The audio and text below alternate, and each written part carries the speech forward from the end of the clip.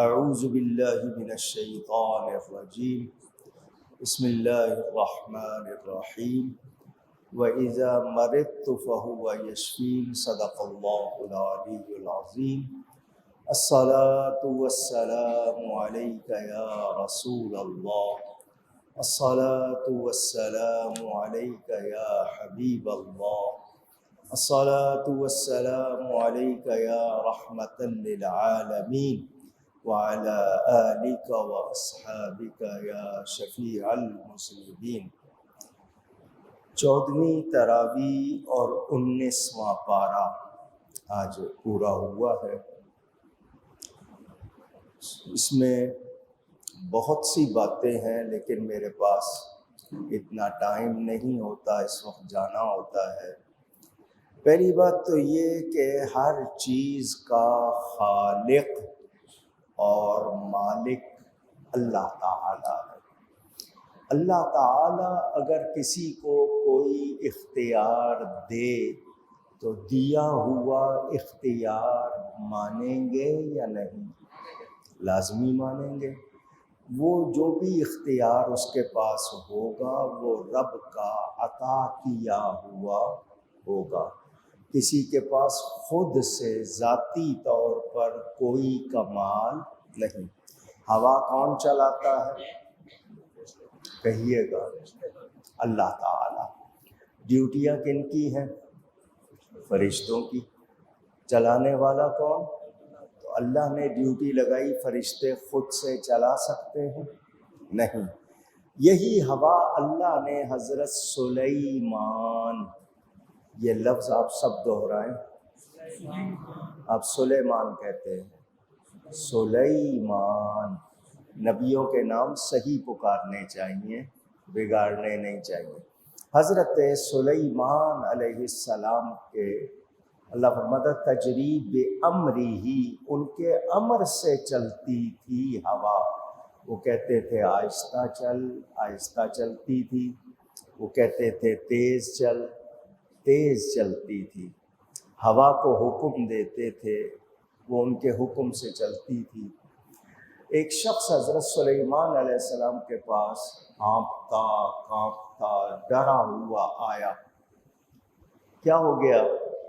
اس نے کہا جی میں بازار میں جا رہا تھا، مجھے حضرت عزرائیل علیہ السلام نظر آئے، ملک الموت۔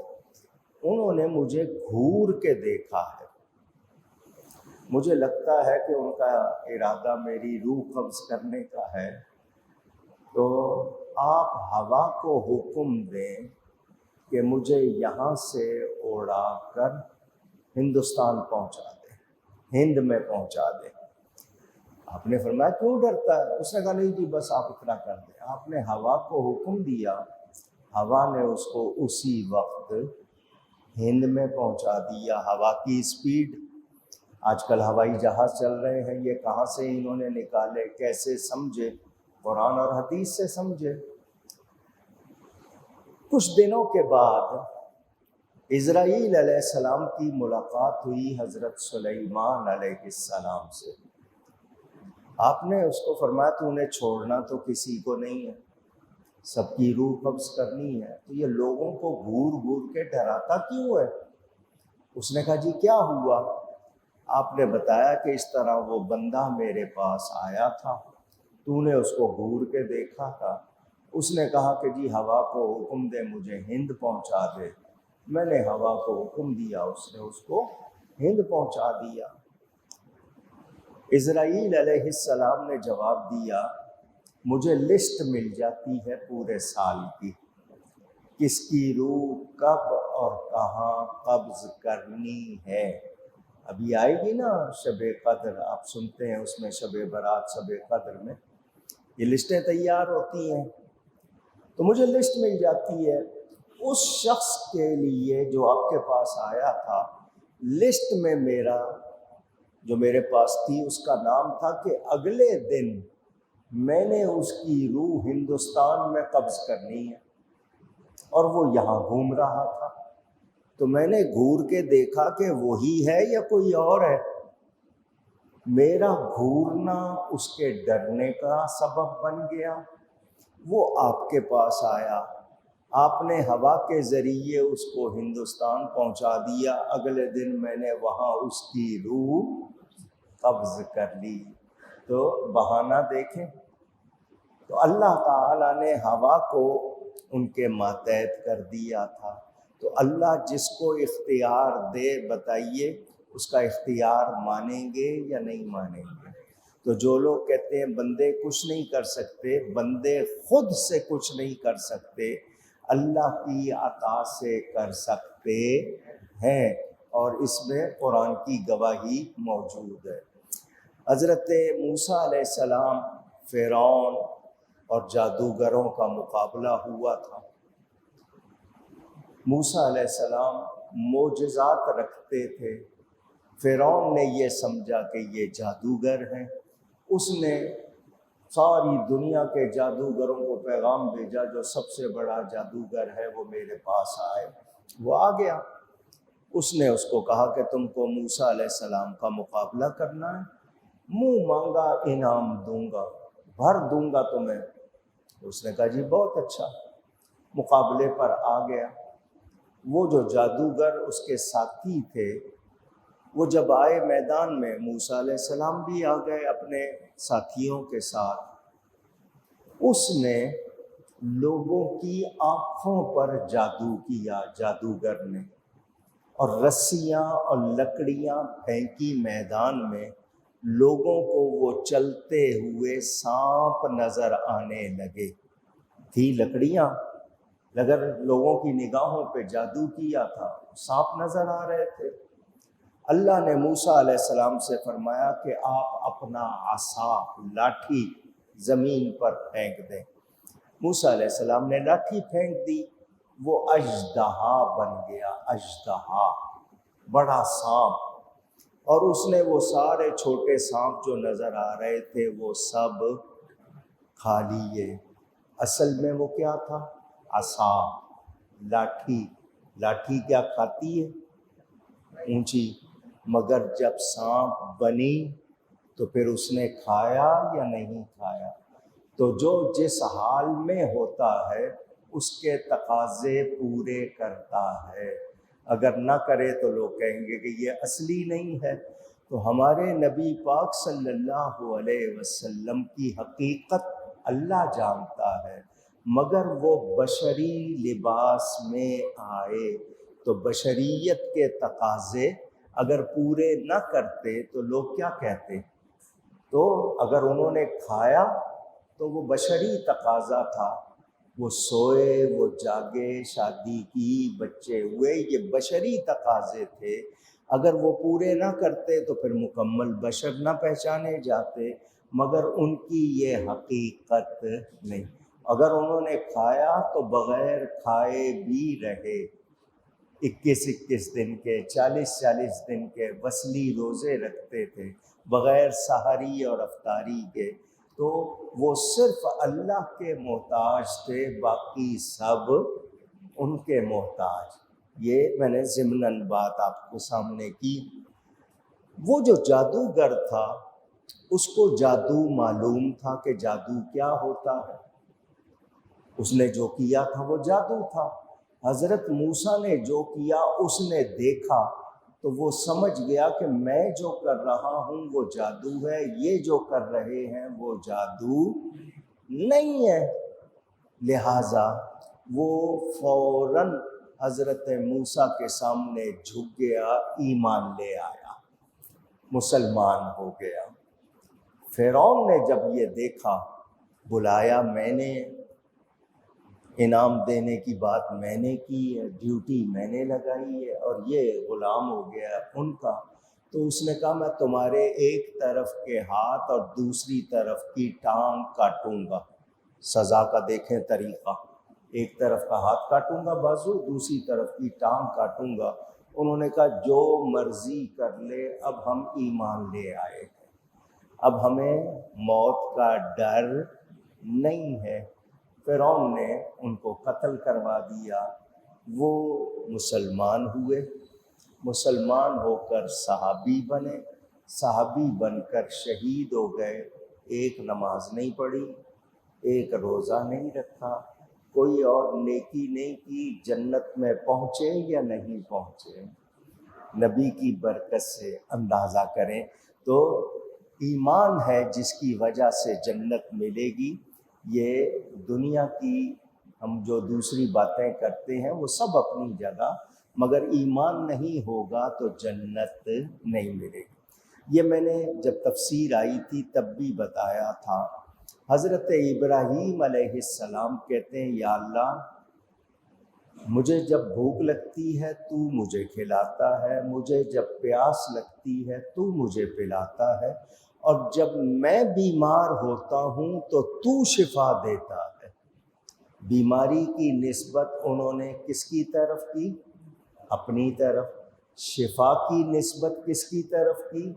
اللہ کی طرف۔ سبق دے دیا کہ خطا ہو جائے تو اپنی شمار کرو، عطا ہو جائے تو رب کی شمار کرو۔ ہمارا معاملہ الٹا ہو گیا، ہم کہتے ہیں میں نے بچا لیا ورنہ تو اس کا کام ہو گیا تھا۔ اگر میں نہیں پہنچتا تو یہ کہو کہ اللہ نے کرم کر دیا تو بچ گیا۔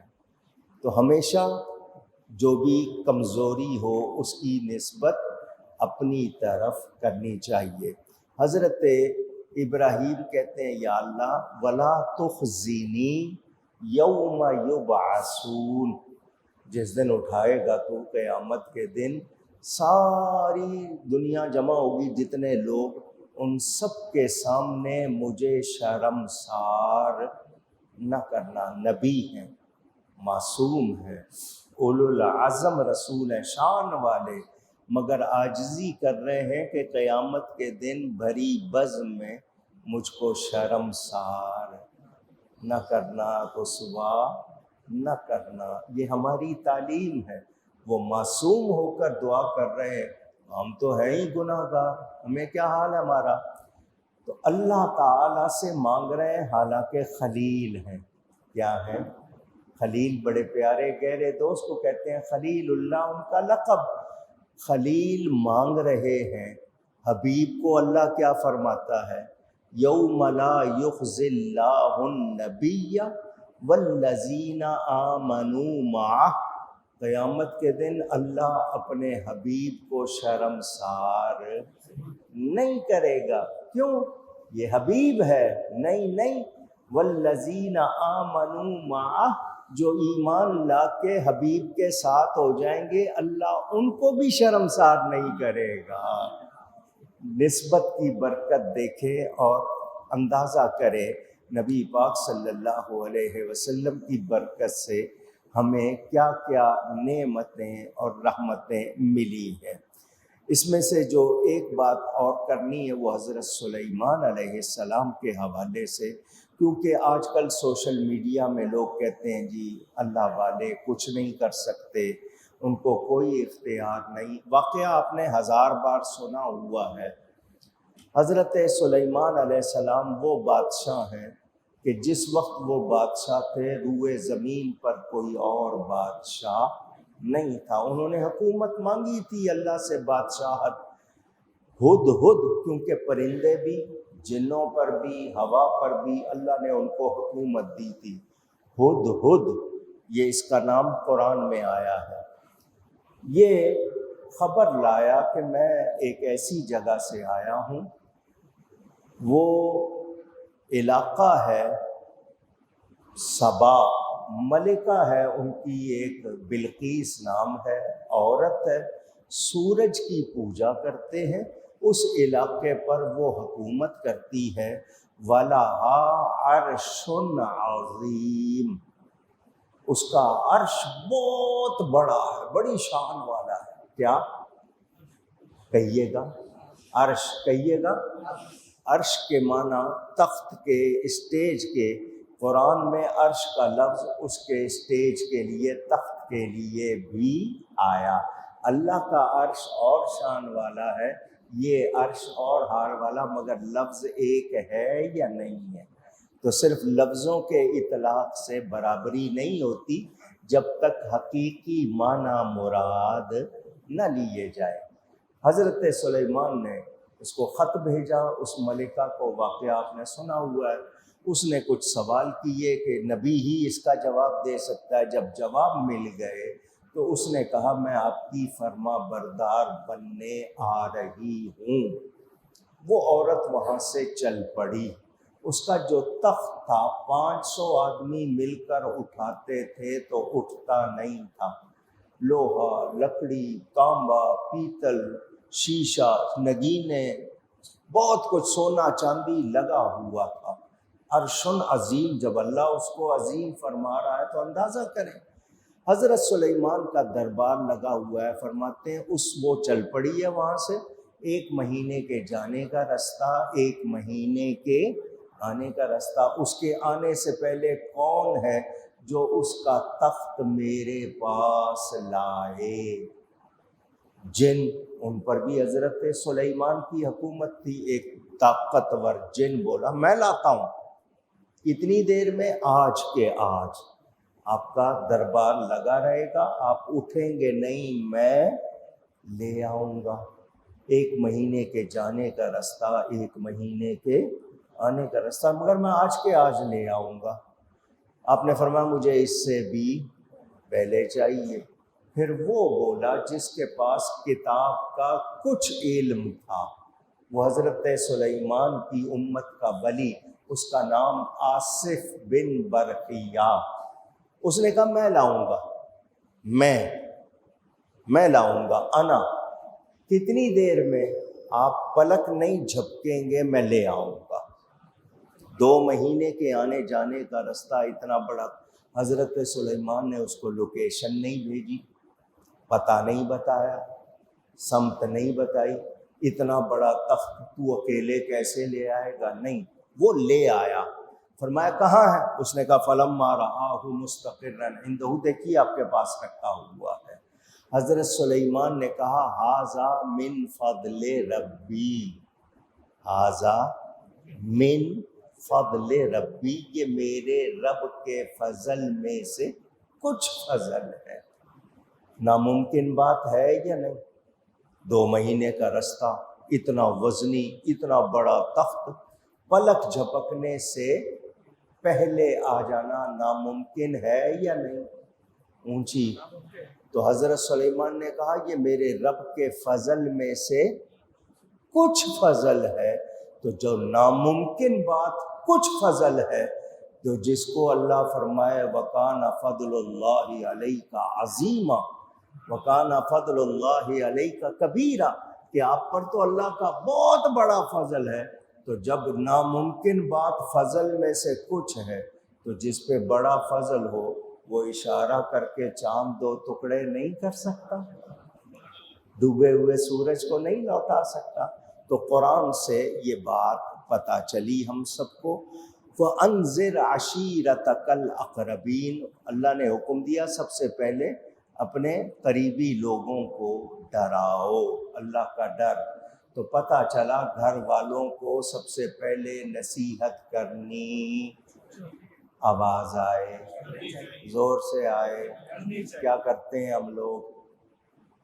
ساری دنیا کے پیچھے ہیں اور اپنے گھر والوں کا، اپنے قریبی لوگوں کا پتہ نہیں ہے، تو ان کو نیکی کا کہنا یہ غلط نہیں۔ کوئی کہے کہ تم میرے پیچھے کیوں پڑے ہو، اپنے کام سے کام رکھو، تو کہنے میں رکنا نہیں ہے، کہنا ہے، کوئی پسند کرے یا نہ کرے، سچی بات کہنی ہے۔